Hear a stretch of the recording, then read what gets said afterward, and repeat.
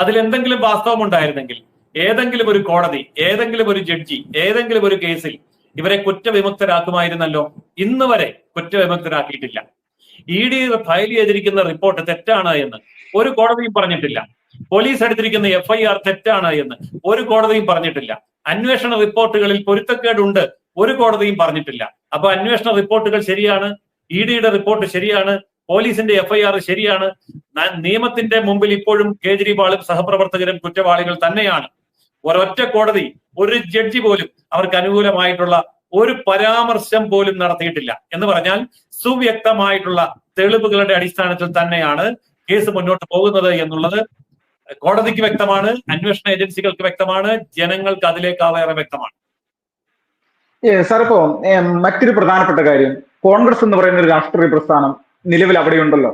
ഈ യഥാർത്ഥത്തിൽ കഴിഞ്ഞ പാർലമെന്റ് ഇലക്ഷൻ അടക്കം വലിയ രീതിയിൽ ഒറ്റക്കെട്ടായി മത്സരിച്ച ആളുകളാണ് ഇന്ത്യ മുന്നണി എന്നുള്ള പേരിൽ ആം ആദ്മിയും കോൺഗ്രസും. പക്ഷെ ഇത്തവണ നിയമസഭാ തിരഞ്ഞെടുപ്പിനെ നേരിടുന്ന സമയത്ത് ഇവർ സെപ്പറേറ്റ് ആയിട്ട് നിൽക്കുന്നുണ്ട്. ഇതിൽ കോൺഗ്രസിന് ഏതെങ്കിലും തരത്തിലൊരു ചലനം ഉണ്ടാക്കാൻ ഡൽഹിയിൽ സാധിക്കും? അതിനെന്തെങ്കിലും ഒരു സാധ്യതയുണ്ടോ?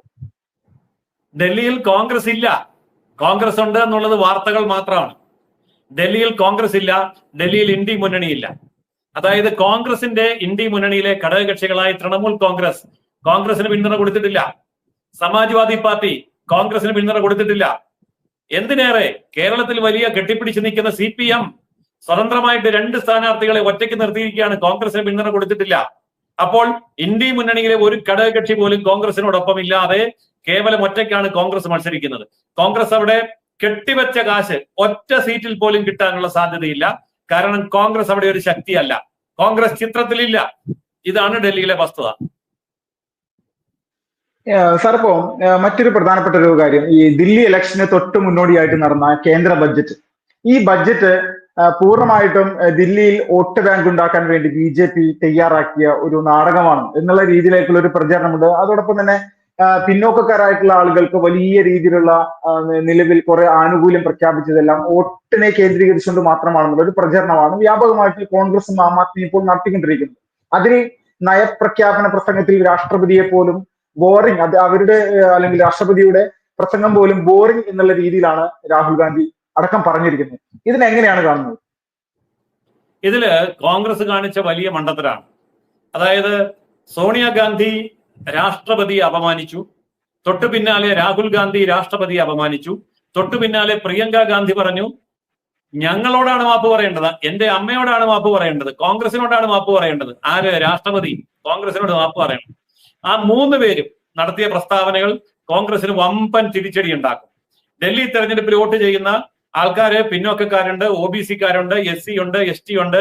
പല പ്രദേശങ്ങളിൽ നിന്ന്, പല സംസ്ഥാനങ്ങളിൽ വന്ന് തൊഴിലാളി സമൂഹമായിട്ട് ഡൽഹിയിൽ താമസിക്കുന്നവരുണ്ട്. അവരുടെ ആത്മാഭിമാനത്തിനേറ്റ മുറിവാണ് കോൺഗ്രസിന്റെ പ്രസ്താവന.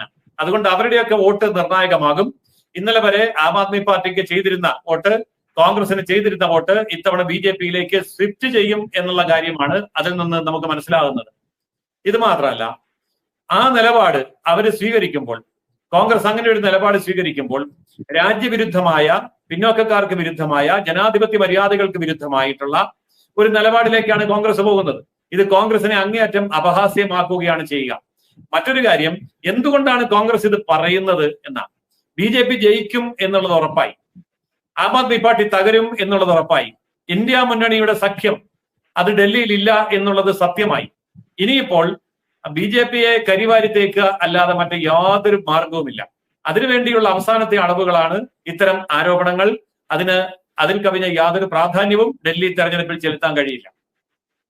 ഈ കേരളത്തിലെ മാധ്യമങ്ങൾ ആരും തന്നെ BJP-യോടെ വിജയിക്കാനുള്ള സാധ്യതയുണ്ട് എന്ന് പറയുന്നില്ല. ഇപ്പോഴും ആം ആദ്മിക്കാണ് മേൽക്കൈ എന്നുള്ള രീതിയിലുള്ള പ്രചരണം തന്നെയാണ് കൊടുക്കുന്നത്. ഇത് ഹരിയാന ഇലക്ഷനിലെ ആ ഒരു രീതി തന്നെ ആയി മാറുന്നു കേരളത്തിലെ മാധ്യമങ്ങളുടെ നിലവിലെ പ്രചരണം. സാധാരണ BJP തോൽക്കാനാണ് സാധ്യതയെങ്കിൽ ഡൽഹി ഇലക്ഷൻ ഇപ്പോൾ കേരളത്തിൽ വലിയ വാർത്തയാവേണ്ട. പക്ഷെ കേരളത്തിൽ ഡൽഹി ഇലക്ഷൻ വാർത്തയില്ലല്ലോ, പത്രങ്ങളിൽ കാര്യമായ വാർത്ത വരുന്നില്ലല്ലോ.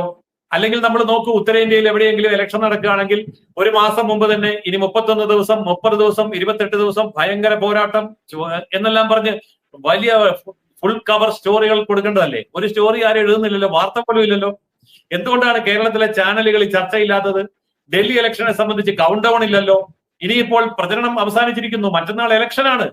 ഇങ്ങനെ ഒരു ഇലക്ഷൻ ഡൽഹിയിൽ നടക്കുന്നു എന്നുള്ള കാര്യം കേരളത്തിലെ ഒരു ചാനലും ചർച്ച ചെയ്യുന്നില്ലല്ലോ, കേരളത്തിലെ ഒരു പത്രത്തിലും റിപ്പോർട്ടില്ലല്ലോ. എന്താ കാരണം? അവർക്ക് വളരെ വ്യക്തമായി മനസ്സിലായി വരാൻ പോകുന്നത് BJP ആണ്.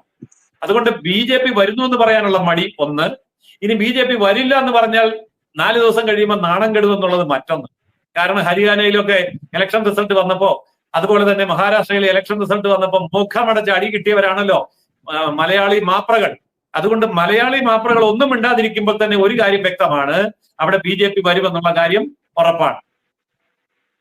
ഇപ്പോ കഴിഞ്ഞ തെരഞ്ഞെടുപ്പുകളെല്ലാം, ഇപ്പൊ മഹാരാഷ്ട്രയിലടക്കം തെരഞ്ഞെടുപ്പ് നടന്ന സമയത്ത് വോട്ടിംഗ് മെഷീനെ വലിയ രീതിയിൽ കുറ്റം പറയുന്നു. തോൽക്കുന്ന സമയത്ത് എപ്പോഴും വോട്ടിംഗ് മെഷീനെ നിരന്തരമായിട്ട് കുറ്റം പറയുന്ന ഒരു സ്വഭാവ രീതി ഈ പറയുന്ന കോൺഗ്രസിന്റെ നേതാക്കന്മാർക്ക് എല്ലാവർക്കും തന്നെ ഉണ്ട്. അത് കർണാടകയിൽ കോൺഗ്രസ് വിജയിച്ച സമയത്ത് അതൊരു പ്രശ്നമായിട്ട് പറഞ്ഞില്ല, ബാലറ്റ് പേപ്പർ വേണം എന്ന് പറഞ്ഞില്ല. അതോടൊപ്പം തെലങ്കാനയിൽ കോൺഗ്രസ് വിജയിച്ച സമയത്ത് ബാലറ്റ് പേപ്പർ വേണം എന്ന് പറഞ്ഞില്ല. പക്ഷെ ഹരിയാനയിലും അതോടൊപ്പം തന്നെ മഹാരാഷ്ട്രയിലും BJP വിജയിച്ച സമയത്ത് ബാലറ്റ് പേപ്പറിലേക്ക് തിരിച്ചു വരണം, ഇതിൽ വോട്ടിംഗ് മെഷീനിൽ വലിയ രീതിയിലുള്ള ഒരു ക്രമക്കേട് BJP നടത്തുന്നുവെന്ന് കോൺഗ്രസിന്റെ പ്രവർത്തകരും നേതാക്കന്മാരും പറയുന്നു. ഇത് എത്രത്തോളം വലിയ രീതിയിൽ ഇവര് പറയുന്നത് ഏതെല്ലാം തരത്തിൽ ജനാധിപത്യ വിരുദ്ധമായിട്ട് കാണാൻ സാധിക്കും? ഇലക്ഷൻ കമ്മീഷൻ ഇന്ത്യയിലെ മുഴുവൻ രാഷ്ട്രീയ പാർട്ടികളോടും പറഞ്ഞു, ഞങ്ങൾ ഈ വോട്ടിംഗ് മെഷീൻ, ബാലറ്റ് മെഷീൻ നിങ്ങൾക്ക് മുമ്പിൽ വെച്ച് പരീക്ഷിക്കാൻ തയ്യാറാണ്. നിങ്ങൾ ഏത് ശാസ്ത്രജ്ഞനെ വേണമെങ്കിലും വിളിച്ചുകൊണ്ടുവന്നോളൂ, ഏത് ടെക്നിക്കൽ എക്സ്പെർട്ടിനെ വേണമെങ്കിലും കൊണ്ടുവന്നോളൂ, പരസ്യമായി നമ്മൾക്കിത് തുറന്ന് പരിശോധിക്കാം. ഇതിന്റെ ഏതെങ്കിലും പ്രവർത്തനം തെറ്റാണ് എന്ന് നിങ്ങൾക്ക് തെളിയിക്കാൻ കഴിയുകയാണെങ്കിൽ ഇലക്ട്രോണിക് വോട്ടിംഗ് മെഷീൻ പിൻവലിച്ചിട്ട് ബാലറ്റ് പേപ്പറിലേക്ക് പോകാം. പക്ഷെ ആദ്യമായിട്ട് നിങ്ങൾ പരീക്ഷണത്തിന് തയ്യാറായി മുന്നോട്ട് വരണം. ആക്ഷേപം ഉന്നയിച്ച ഒരു പാർട്ടിയും ഒരു നേതാവും ഇതുവരെ മുന്നോട്ട് വന്നിട്ടില്ല. എന്ന് പറഞ്ഞാൽ അതിന്റെ അർത്ഥം എന്താണ്? കേവലം ആരോപണം ഉന്നയിക്കും, അത് കഴിഞ്ഞാൽ ഒളിച്ചോടുക. തോറ്റു കഴിയുമ്പോൾ മാത്രമാണല്ലോ പ്രശ്നം. കോൺഗ്രസ് ജയിച്ച സ്ഥലങ്ങളിലൊന്നും വോട്ടിംഗ് മെഷീൻ ഒരു പ്രശ്നമില്ല. കർണാടകത്തിലെ ഒരു വോട്ടിംഗ് മെഷീൻ ഒരു പ്രശ്നമില്ല. ആന്ധ്രാപ്രദേശില് അവിടെ കോൺഗ്രസ് ജയിച്ചു, അവിടെ വോട്ടിംഗ് മെഷീനിൽ ഒരു പ്രശ്നമില്ല. തമിഴ്നാട്ടിൽ DMK ജയിച്ചു, വോട്ടിംഗ് മെഷീൻ ഒരു പ്രശ്നമില്ല. അപ്പോൾ പ്രതിപക്ഷം ജയിക്കുന്നിടത്ത് ഡൽഹിയിലെ വോട്ടിംഗ് മെഷീന് പ്രശ്നമില്ല, പശ്ചിമ ബംഗാളിലെ വോട്ടിംഗ് മെഷീന് പ്രശ്നമില്ല. പിന്നെ BJP ജയിക്കുന്നിടത്ത് മാത്രമുള്ള വോട്ടിംഗ് മെഷീന് പ്രശ്നം ഉണ്ടാകുന്നത് എങ്ങനെയാണ്? അതുകൊണ്ട് ഈ രാജ്യത്തെ ഒരു വ്യക്തി പോലും ഇതൊന്നും അംഗീകരിക്കാൻ പോകുന്നില്ല. കേവലം ബാലിശമായിട്ടുള്ള തമാശയ്ക്കപ്പുറം യാതൊരു പ്രാധാന്യവും അത്തരം ആരോപണങ്ങൾക്കില്ല. ഇപ്പോ നിലവിലെ സാഹചര്യത്തിൽ വലിയ പ്രതീക്ഷയാണ് ദില്ലിയിൽ. ഒരു തർക്കമില്ലാത്തൊരു കാര്യമാണ് BJP അധികാരത്തിൽ എത്തും എന്നുള്ളത്. പൊതുവെ BJPയിലെ കുറിച്ച്, റിസൾട്ടിനെ കുറിച്ച് ഡൽഹിയിലെ നഗരത്തിൽ ഇറങ്ങി നടന്നു നോക്കൂ. എന്നിട്ട് അവിടെ കാണുന്ന ഓട്ടോറിക്ഷക്കാരോട്, പെട്ടിക്കടക്കാരോട്, സാധാരണക്കാരോട്, മാർക്കറ്റിൽ നിൽക്കുന്നവരോട്, പൊതുജനങ്ങളോട് സംസാരിക്കും. അവര് ഞാൻ പറയുന്നതിനെ പോലെ അല്ല പറയുന്നത്. അവര് പറയുന്നത് 50 മുതൽ 60 സീറ്റ് വരെ BJP നേടും, ഞെട്ടിക്കുന്ന വിജയമായിരിക്കും എന്നാണ് പറയുന്നത്. ഞാൻ അത്രയും പറയുന്നില്ല. എന്റെ ഒരു അന്വേഷണത്തിൽ മനസ്സിലായത് 40 മുതൽ 50 വരെ സീറ്റ്, ഒരു ശരാശരി 45 സീറ്റ് ഭാരതീയ ജനതാ പാർട്ടിക്ക് കിട്ടും. ഒരുപക്ഷെ ഒരു ക്ലീൻ സ്വീപ്പാണ് വരുന്നതെങ്കിൽ അവിടുത്തെ ജനങ്ങൾ അവകാശപ്പെടുന്നത് പോലെ 60 സീറ്റിലേക്ക് വന്നാലും അത്ഭുതപ്പെടാനില്ല. പക്ഷെ ഒരു കാര്യം ഇപ്പോഴേ ഉറപ്പാണ്, ഇപ്പോൾ തെരഞ്ഞെടുപ്പ് നടക്കുമ്പോൾ 45 സീറ്റെങ്കിലും നേടി BJP അധികാരത്തിൽ വരും. ഇത് കേജ്രിവാളിന് നന്നായിട്ട് അറിയാം. ഏറ്റവും നികൃഷ്ടനായിട്ടുള്ള, ഏറ്റവും ദുഷ്ടനായിട്ടുള്ള, ഏറ്റവും കുറുക്കനായിട്ടുള്ള കേജ്രിവാൾ വരാൻ പോകുന്ന മണിക്കൂറുകളിൽ എന്തെങ്കിലും ഒരു നാടകം കളിക്കാൻ സാധ്യതയുണ്ട്.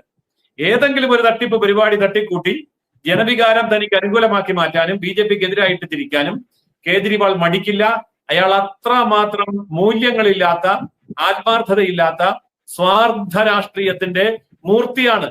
അതുകൊണ്ട് ഡൽഹി രാഷ്ട്രീയത്തിൽ വരാൻ പോകുന്ന മണിക്കൂറുകൾ വളരെ നിർണായകമാണ്. ഏത് വെടിപൊട്ടിക്കാനും, ഇനി മൂക്ക് മുറിച്ചിട്ട് ശകനം മുടക്കാനും ഒന്നും അയാൾ മടിക്കില്ല.